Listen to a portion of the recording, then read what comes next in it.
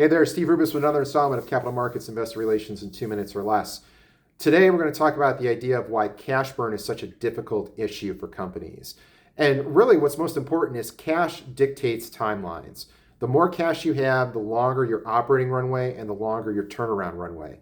If you don't have cash, you don't have time. Secondly, it's really hard to remove resources from a system for management teams. And the reason is that you never know about removing something if that's going to irreparably damage the business. Even the most innocuous thing that you remove could end up irreparably damaging the business. And this is why it's so hard to cut people, places, things. Now, the problem is if you want to buy yourself time, you have to cut something or you have to add cash to the system. So in order to stem the spending, you have to cut people, to think highest paid, shortest tenure, systems, technologies you don't need, or contractors or services that are luxuries, or new processes. And the way you add cash to the system is, can you sell a business, can you sell an asset, can you sell a technology or patent, and this will buy you time to lengthen your runway. And that leads to the question of how quickly do I have to act in one of these situations?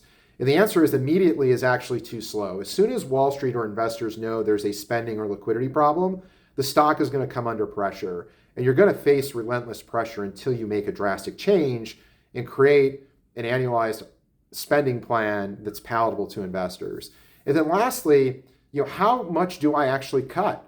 And the answer is enough to not irreparably harm the business. Because again, what you need to do is cut enough to show that you have a more disciplined and palatable annualized cash burn rate in future years. This is what's going to get investors back into the stock and the stock working again.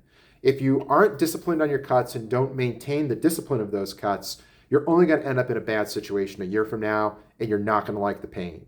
So with that, thanks for watching. Always here to help you with your capital markets, investor relations, and corporate finance needs.